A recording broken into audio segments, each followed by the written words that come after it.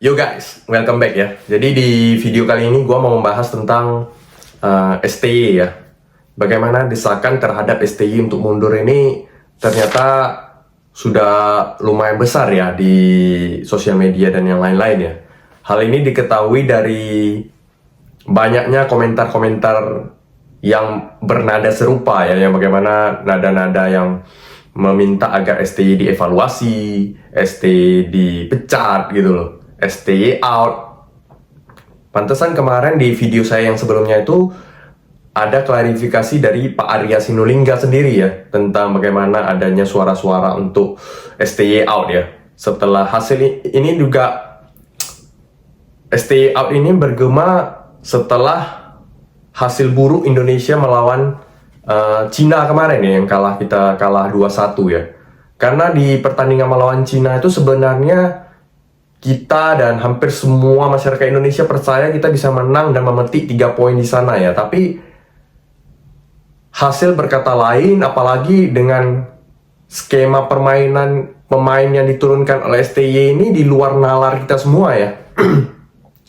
Dimana pemain-pemain terbaik kita juga yang banyak yang tidak dimainkan dari menit awal, seperti Tom Haye tidak dimain dari awal. Lalu ada Eliano yang bahkan tidak ada di bench sama sekali ya. Jadi Eliano ini yang baru dinaturalisasi ini tidak diberi menit bermain di situ ya. Ini mungkin memicu kekecewaan daripada fans-fans tim nasional kita ya.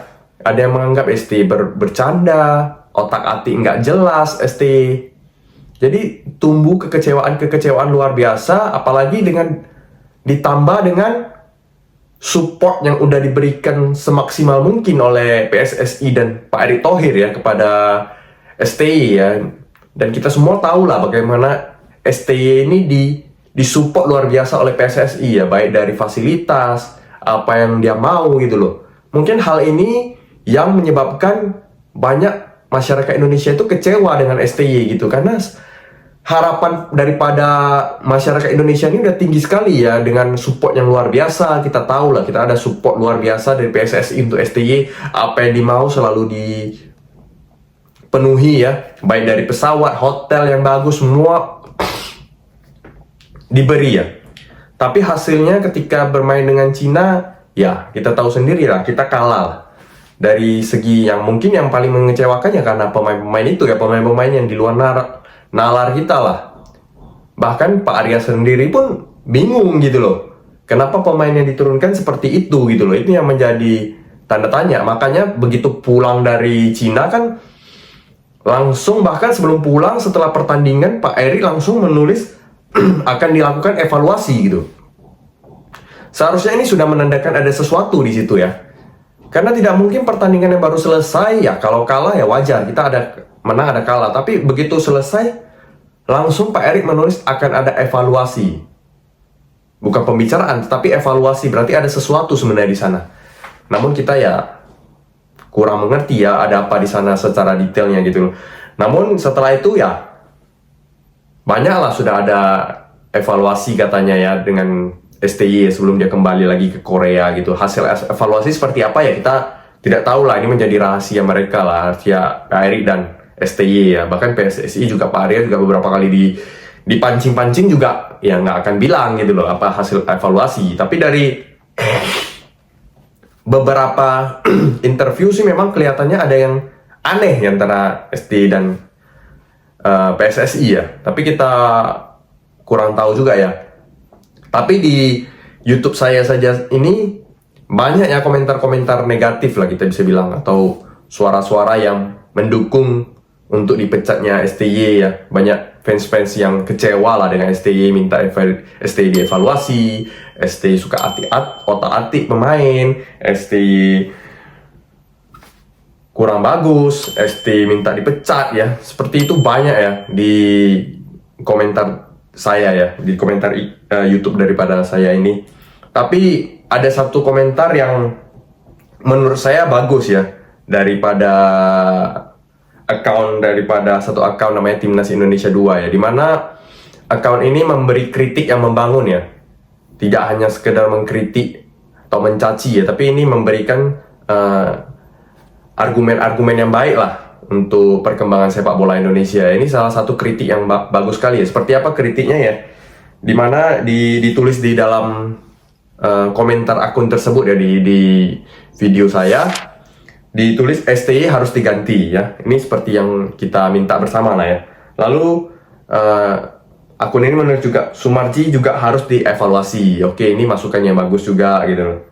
Kemudian ada koordinasi antara BTN dan STY agar dibuatkan SOP tertulis. Mungkin ini yang bagus, tapi ya mungkin sudah ada atau tidak ada itu kita nggak tahu lah ya. Karena ini nggak pernah diumbar juga ke publik gitu loh. Terus target kita harus menang melawan Jepang dan Arab Saudi. Ya ini harapan kita semua lah. Kita semua juga mengharapkan hasil menang melawan Arab Saudi dan Jepang lah ya.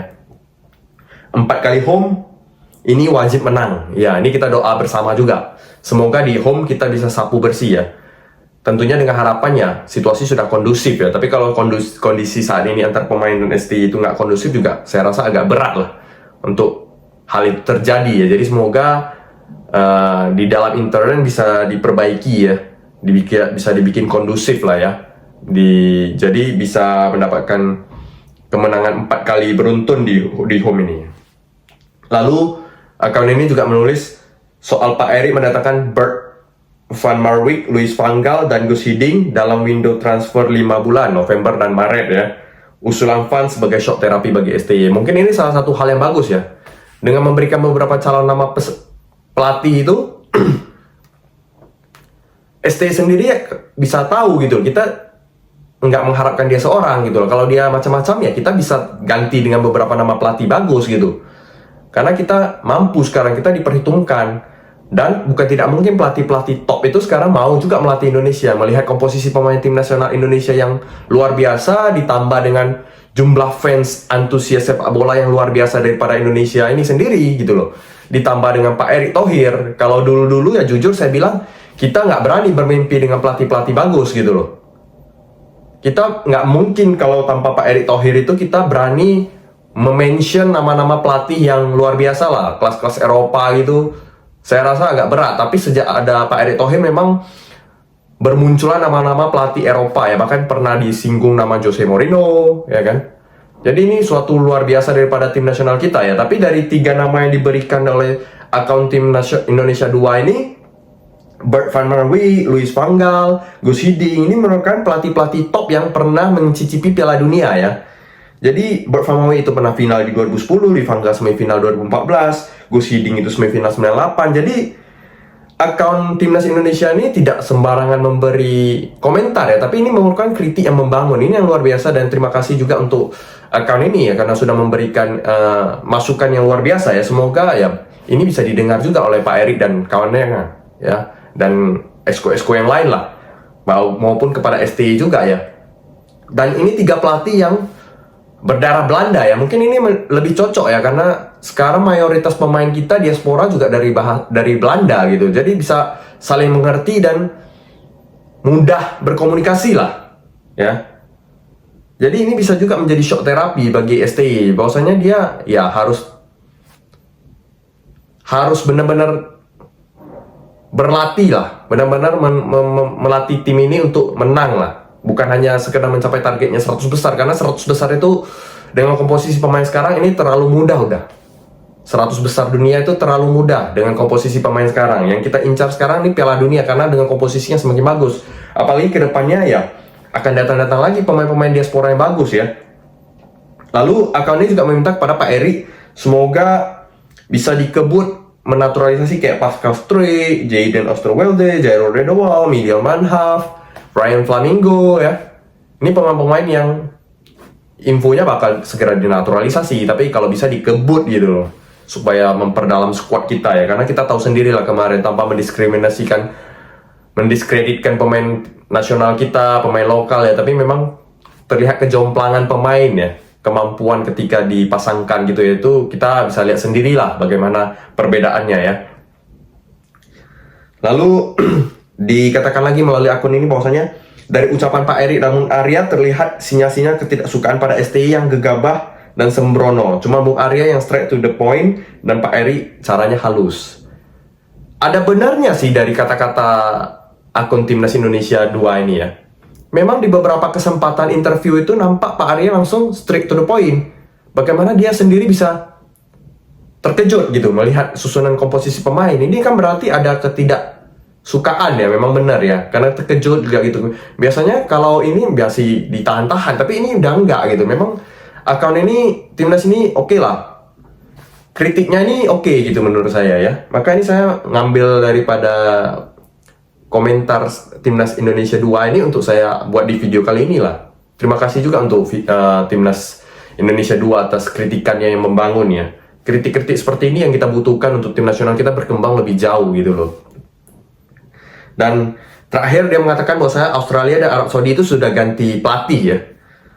Sedangkan Indonesia dengan STI sudah 5 tahun tanpa gelar dan nil prestasi ya. Tapi ya kalau hari ini masih bisa diperdebatkan lah. Kalau memang dari gelar memang kita nggak ada, tapi kalau dari prestasi ya mungkin ada beberapa lah, kayak kita berhasil lolos Piala Asia, berhasil masuk ke ronde 3 Piala Dunia ya, itu beberapa hasil yang juga yang ya kita tidak boleh menutup sebelah mata lah. Kita harus tetap fair ya. Bagaimana juga kita di 2-3 pertandingan awal itu kita memang bagus ya di kualifikasi ronde 3 nih, kita berhasil menang imbang Arab Saudi, Australia ya. Di Bahrain juga kita sebenarnya hampir menang, kecuali dicurangi wasit. Memang di satu pertandingan itu jelek gitu loh.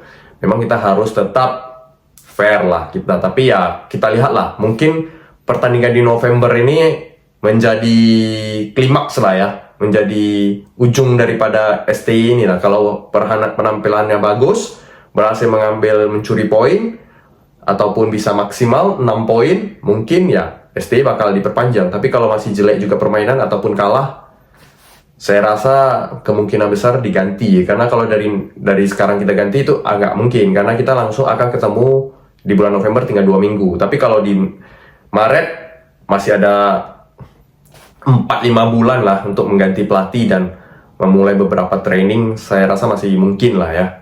Jadi kita lihat, semoga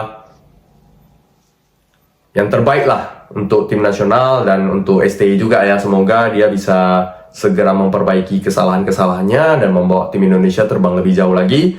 Dan untuk teman-teman semua yang sudah memberi komentar ya, terima kasih semua ya. Mari kita sama-sama, kita semua memang mencintai tim nasional kita ya. Beberapa komen kita juga tentunya untuk perkembangan dan kemajuan daripada tim nasional kita sendiri ya. Terima kasih kepada teman-teman yang sudah ikut berkomentar. Sekian video kali ini, sampai jumpa di video selanjutnya ya, dan ciao.